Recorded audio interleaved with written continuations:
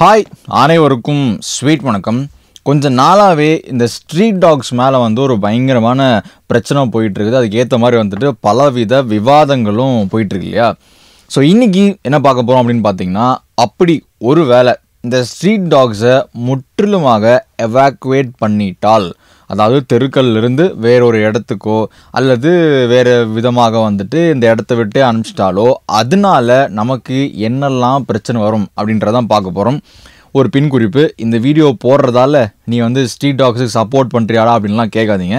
அதை பற்றின என்னோடய பதிவு ஆல்ரெடி ஒரு வீடியோவில் நான் போட்டிருக்கேன். ஸோ அதை செக் பண்ணுங்கள். இருந்தாலும் ஷார்ட்டாக சொல்லணும் அப்படின்னா, ஸ்ட்ரீட் டாக்ஸை எவாக்குவேட் பண்ணுறதில் நானும் உடன்படுறேன். ஆனால் அதை கொன்று எல்லா ஸ்ட்ரீட் டாக்ஸையும் போட்டு அழித்து அந்த மாதிரி பண்ணுறதுல தான் எனக்கு உடன்பாடு இல்லை. ஸோ அதுக்கு என்ன ஆல்டர்னேட் மெத்தட் அப்படின்னு பார்க்கும்போது அதை நான் இந்த வீடியோட கடைசியில் நான் சொல்கிறேன். ஸோ பார்க்க ஆரம்பிச்சிடலாமா?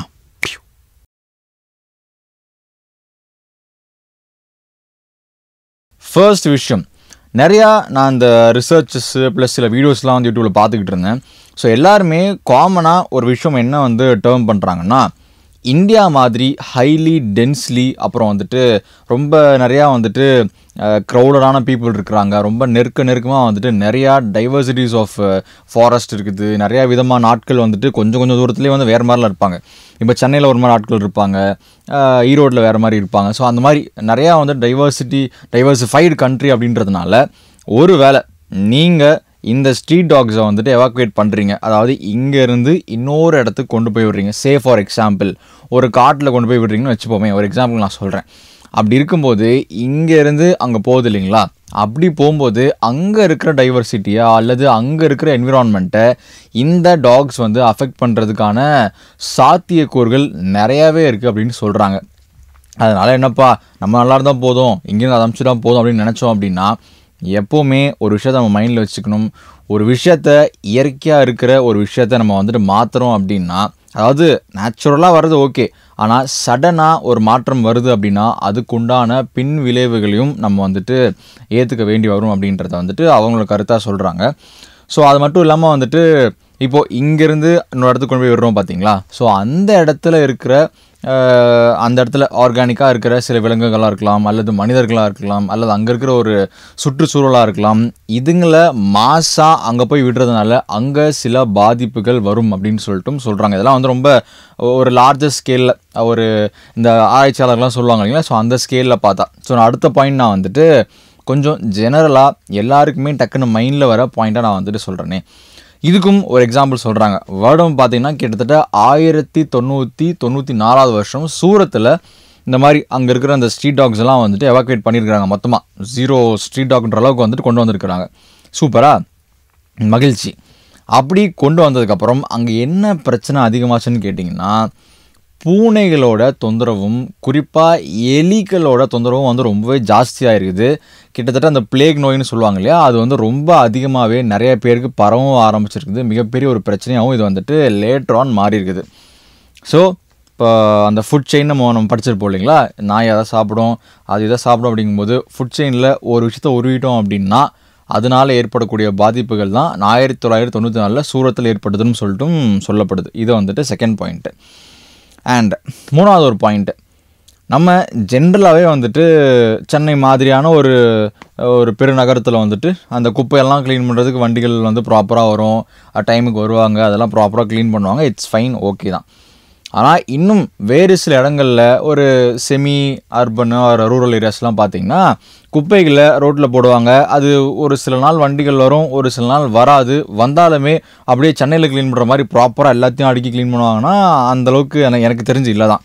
ஸோ அப்படி இருக்கும்போது அங்கே இருக்கிற சில இந்த சாப்பிட்டு மீதம் போடுற எச்சைகள் அல்ல அந்த மாதிரியான எக்ஸ்டென்சிவாக வேஸ்ட் ஆகிற ஃபுட்டெல்லாம் ரோட்டில் கொட்டுவாங்க இல்லைங்களா? ஸோ அதெல்லாம் ஒரு மாதிரி இருந்து நாத்தம் அடித்து ஒரு மாதிரி சில விஷயங்கள் ஆகிறது நம்ம வாடிக்கையாக பார்த்துருப்போம். அந்த மாதிரி ஒரு சில விஷயங்கள் ஆகாமல் இருக்கிறதுக்கும் இந்த மாதிரி தெருநாய்கள் ஹெல்ப் பண்ணுதுன்னு நம்ம ஆப்வியஸாக தெரியும். ஏன்னா அங்கே இருக்கிற சாப்பாடுகளை சாப்பிட்டு ஒரு மாதிரி இது பெரிய ஒரு சேஞ்ச் கொண்டு வரண்டான்னு நான் சொல்ல வரணும். இருந்தாலும் சின்ன சின்ன இந்த பிரச்சனைகளும் ஒருவேளை தெருநாய்கள் நம்ம உருவிட்டோம் அப்படின்னா இந்த மாதிரி ரோட்டில் போடுற குப்பைகள், ரோட்டில் போடுற இந்த மாதிரி சில அந்த சாப்பாடு பொருட்கள் இதெல்லாம் வந்துட்டு அதில் சாப்பிட்றதுனால அந்த ஸ்மெல்லாம் கொஞ்சம் வராமல் இருந்திருக்கு. ஆனால் ஒருவேளை அதை நம்ம தூக்கிட்டு வேறு இடத்துக்கு போயிட்டோம்னா அதை டேக்கிள் பண்ணுறதுக்கும் நம்ம ஒரு ஆப்ஷன் வந்துட்டு யூஸ் ஆகணும். அவ்வளோதான். நம்ம மற்றபடி இதுதான் இதுன்ற நான் சொல்ல வரல. பட் இதுவும் ஒரு சின்ன ஒரு பாயிண்ட்டாக வந்து ஆட் பண்ணிக்கலாம். அடுத்த ஒரு பாயிண்ட்டு, இதை வந்துட்டு வீட்டில் வளர்த்தக்கூடிய நாய்களுக்கும் வந்துட்டு சொல்லுவாங்க. அதாவது இப்போ வீட்டில் ஒரு நாய் வளர்த்துறாங்க அப்படின்னா அது மனுஷனுக்கு வெறுமனே ஒரு இப்போ வீட்டுக்கு ஒரு காவல் காக்குதுப்பா அப்படின்றது மட்டும் இல்லாமல் அந்த வீட்டில் இருக்கிற ஒரு குழந்தைக்கோ அல்லது வயசானவங்களுக்கோ கூட அது நல்ல ஒரு மென்டல் ரிலாக்ஸிங் ஒரு என்ன சொல்கிறது, ஒரு சைக்காலஜி ஃபேக்டராக கூட நம்ம சொல்லலாம். ஏன்னா நாய்கள் கூட பேசும்போதும் அதை விளையாடும் போதும் அதை கொஞ்சம் போதும் வந்துட்டு நமக்குள்ளே வந்துட்டு ஒரு ஓகேப்பா ஒரு நிம்மதியாக ஒரு ஃபீலிங் இருக்கும்ல. ஸோ அதுவும் அந்த ஸ்ட்ரீட் டாக்ஸும் என்னடா ஸ்ட்ரீட் டாக்ஸை யாரா அப்படி போய் கொஞ்சம் அப்படின்னு கேட்டிங்கன்னா நிறைய பேர் இன்க்ளூடிங் மீ. நான் கூட எங்கள் ஊரில் இருக்கிற சுட்டின்லாம் ஒரு டாக் நாங்கள் வளர்த்திட்டு இருக்கோம். அது ஆக்சுவலாக ஸ்ட்ரீட் டாக் தான். அதை வந்து கொஞ்சிட்டு அதுவும் வந்து வாராட்டிக்கிட்டு அதுக்கு சாப்பாடு போகிறதெல்லாம் நானும் வந்துட்டு பண்ணிட்டு தான் இருக்கேன், இல்லைன்னு சொல்ல முடியாது. ஸோ அப்படி பார்க்கும்போது இதுவுமே ஒரு விதத்தில் ஒரு சின்ன ஒரு சைக்காலஜிக்கல் ஃபேக்டராகவும் ப்ளே ஆகுது. ஒரு வேளை இப்போ ஸ்ட்ரீட் டாக்ஸை அதுக்காண்டி நான் வந்து எல்லா ஸ்ட்ரீட் டாக்ஸும் நல்லதானு சொல்ல வரல. எஸ், மனுஷங்கள் எப்படி நல்லவன் கெட்டவன்லாம் இருக்கானோ அதே மாதிரி டாக்ஸ்லையுமே இப்படி ஒன்று இருந்தால் அப்படியே ஒன்று இருக்குது. ஸோ இதுதான் வந்து ஃபேக்ட்டு. ஸோ அதெல்லாம் மனசில் வச்சுட்டு டேக்கிள் பண்ணுறதுக்கு இன்னும் ப்ராப்பராக ஒரு விஷயத்தை கண்டுபிடிச்சா இன்னும் பெட்டராக இருக்கும். சரி, ஓகே. இப்போ நம்ம வந்துட்டு நடைமுறை கேஸை பார்ப்போமே. இந்தியாவில் மட்டுமே கிட்டத்தட்ட 36% ஆஃப் ரேபிஸ் கான்ட்ரிபியூஷன் அப்படின்றது இருக்குது உலக அளவில் பார்க்கும்போது. அதாவது உலக அளவில் பாதிக்கப்படுற ரேபிஸ் கேசஸ்ஸு இந்தியாவில் மட்டுமே 36% வந்துட்டு பதிவாகுதுன்னு சொல்கிறாங்க. இது இன்னும் உள்ளே போய் டீப்பாக நோண்டி பார்த்தோம் அப்படின்னா கடந்த 2024 ஒரு கணிப்புப்படி கிட்டத்தட்ட 34 லட்சம் நாய்க்கடி கேசஸ் வந்துட்டு இந்தியாவில் நடந்திருக்கு. இது நிஜமாகவே வந்துட்டு ரொம்ப ரொம்ப ஹியூஜ் அமௌண்ட்டு தான். ஸோ இதில் பாதிக்கப்பட்டவங்க அந்த ரேபிஸில் பாதிக்கப்பட்டவங்க அதெல்லாம் அப்புறமா நான் சொன்னது. ஸோ இது நிஜமாகவே ஒரு கன்சர்னிங் பிரச்சனை தான். இதை எப்படா சால்வ் பண்ணலாம் அப்படின்னு பார்த்தீங்கன்னா நான் ஆல்ரெடி போன வீடியோவில் சொல்லியிருப்பேன். வேறு சில நாடுகளில் இது எப்படி பண்ணியிருக்காங்க அப்படின்றத. இப்போ ஃபார் எக்ஸாம்பிள் வந்து நெதர்லாண்ட்ஸ்னு நினைக்கிறேன். ஸோ அந்த மாதிரி பூட்டான் மாதிரி நாடுகள் பார்த்தீங்கன்னா ஓவர் தி இயர்ஸ் ப்ராப்பராக வேக்சினேட் பண்ணி அந்த தெருநாய்களை வந்துட்டு பெருக விடாமல் அதை வந்துட்டு தத்து கொடுத்துருவாங்க. ஃபார் எக்ஸாம்பிள் யாராவது நாய் வளர்த்தணும்னு ஆசைப்பட்டாங்கன்னா நீங்கள் தெருநாய் எடுத்துகிட்டு போய் வீட்டில் வச்சு வளர்த்தலாம். ஸோ இந்த மாதிரி நிறையா மெஷர்ஸ் பண்ணி ஓவர் தி இயர்ஸ் வந்துட்டு தெருநாய்களோட எண்ணிக்கை வந்துட்டு குறைக்கப்பட்டதுக்கு இல்லாமையே போயிருக்கு. சரி, ஓகே. இதெல்லாம் பூட்டானு, நெதர்லாண்டு அந்த மாதிரியான சின்ன நாடுகளுக்கு ஓகேப்பா. இந்தியா அப்படின்றது ஒரு பெரிய நாடு, பெரிய பாப்புலேஷனு. அங்கே இருக்கிற மாதிரி வந்துட்டு மேபி அதோட ஒரு பன்மடங்கு அதிகமான தெருநாய்கள் வந்து இந்தியாவில் இருக்குது. ஸோ அப்படிங்கும்போது இதை எப்படி கண்ட்ரோல் பண்ணுறதுன்னு கேட்டிங்கன்னா நிஜமாக எனக்கு தெரிஞ்ச பாயிண்ட் என்ன அப்படின்னு பார்த்தீங்கன்னா ப்ராப்பராக வேக்சின் பண்ணி அந்த கருத்தறையெல்லாம் பண்ணி அதை வந்துட்டு க்ரோ பண்ண விடாமல் பார்த்து அதே மாதிரி முடிஞ்ச அளவுக்கு எனக்கு பெருசாக என்ன கரெக்டாக இது பண்ணலான்ற மாதிரி எனக்கு பெருசாக எதுவும் இப்போதைக்கு எனக்கு தோணலை. மேபி இப்போதைக்கு எல்லா நாய்களுக்கும் ரேபிஸ் இப்போ நான் கூட கேள்விப்பட்டேன் எல்லா தெருநாய்களையும் வந்து சிப் ஒன்று பொறுத்துறாங்க அப்படின்னு சொல்லிட்டு. ஸோ அது மூலமாக வந்துட்டு வேக்சின் போடப்பட்டிருக்கா போடப்படலையா அல்லது போடப்படல அப்படின்னா அதையும் வேக்சின் பண்ணணும் அப்படின்ற விஷயத்த வந்துட்டு உறுதிப்படுத்துற விதமாக சிப்லாம் இருக்குன்னு சொல்கிறாங்க. ஸோ இதெல்லாம் வந்துட்டு கொஞ்சம் ஓகே ஒரு ஒரு ஒரு நல்ல ஒரு மாற்றமாக எனக்கு தெரியுது. மேபி ஓவர் இயர்ஸ் வந்துட்டு இது கண்டினியூஸாக ப்ராப்பராக பண்ணிகிட்டே இருக்கும்போது அது மேபி ஒரு கட்டத்தில் வந்துட்டு இல்லாமலும் போகலாம்ன்றது தான் என்னுடைய ஒரு கருத்து. ஸோ அதே மாதிரி இன்னொரு விஷயத்தையும் நம்ம மைண்டில் வச்சுக்கணும். இது ஒரு சின்ன ஒரு அரசியல் இருக்குன்னு சொல்லுவாங்க இல்லைங்களா. அதாவது தெருநாய்களில் நம்ம இப்போ வந்து சொல்லிடுறோம், ஆனால் அதுங்க தான் நம்மளுடைய ஒரிஜினல் டாக் ப்ரீட்ஸ், நாட்டு நாயின்னு சொல்கிறோம் இல்லையா. ஸோ அப்படிப்பட்ட நம்மளுடைய ஓன் டாக் ப்ரீட்ஸை வந்துட்டு இப்போல்லாம் தெருவில் விட்டுறோம். ஆனால் ஃபாரின்லேருந்து வரப்பட்ட இன்டர்நேஷ்னல் ஆர் வாடவர் அந்த வேறு சில நாடுகளுடைய நாய்களை வந்துட்டு நம்ம வந்து வீட்டில் வளர்த்திட்டு இருக்கோம். அது தப்பு ரைட்லாம் நான் சொல்ல வரல. பட் இருந்தாலும் இது மேபி இன்னொரு அரசியலாக கூட பார்க்கப்படுதோ.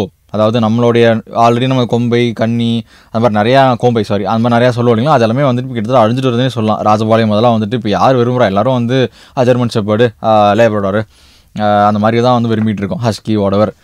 ஸோ மேபி இதை வந்துட்டு நம்மளுடைய ப்ராடக்ட், இது நம்மளுடைய ஒரு நம்ம கூட முன்னாடியிருந்து வளர்ந்து வந்த ஒரு பிராணி. ஸோ அதை இது என்ன சொல்கிறது வந்து கடிக்குது. ஆமாம், இல்லைன்னா சொல்லலை, ஆமாம் கடிக்குது தான், இல்லைன்னா சொல்லலை. ஸோ இதுக்காக நம்ம வந்து அதை வந்து முற்றிலுமா அழிக்கணுமா அப்படின்றதும் என்னுடைய கேள்வி தான். ஸோ முடிஞ்ச அளவுக்கு அதுக்கு எந்த ஒரு பாதிப்பும் வராமல் என்ன பண்ண முடியுமோ அதை வந்து பண்ணலான்றது தான் ஃபைனலாக நான் சொல்ல ஒரு கருத்து. ஸோ நீங்கள் அதுக்கு ஏதாவது ஒரு சொல்யூஷன் வச்சுருந்தீங்க அப்படின்னா கீழே கமெண்ட்டில் லீவ் பண்ணுங்கள். ஸோ அண்ட் கவர்மெண்ட் சைடில் வந்துட்டு நிறைய பேர் சொல்கிறாங்க இதை கூட்டிகிட்டு போய்ட்டு ஒரு காப்பகத்தில் வைக்கிற மாதிரி வந்துட்டு இதுக்குன்னு ஒரு இடத்த ஸ்பெசிஃபை பண்ணி அங்கே வச்சு வளர்த்தலாமேன்னு சொல்கிறாங்க. ஆனால் யோசிச்சு பாருங்கள், கிட்டத்தட்ட அவ்வளவு திருநாய்கள் இருக்குது. ஸோ எல்லாத்தையும் கொண்டு போயிட்டு ஒரு இடத்துல அக்காமடேட் பண்ணுறதுன்றது சாதாரண விஷயம் இல்லை. அப்படி பண்ணாலுமே நீங்கள் டெய்லி அதுக்கு சோறு போடணும், அது இது பண்ணுறது கழுவி விடணும். இது வந்துட்டு இட்ஸ் நாட் அ நார்மல் டாஸ்கே. ஸோ தெரியல, எனக்கு தோணுன விஷயத்தை நான் சொல்லிட்டேன். ஸோ உங்களுக்கு என்ன தோணுதுன்றது கமெண்ட் லீவ் பண்ணுங்கள், பார்ப்போம் ஹவு திஸ் திங் கோஸ்ன்றது. So thank you. மீண்டும் வேறொரு வீடியோவில் உங்களுக்கு சந்திக்கிறேன். பாய் பாய்.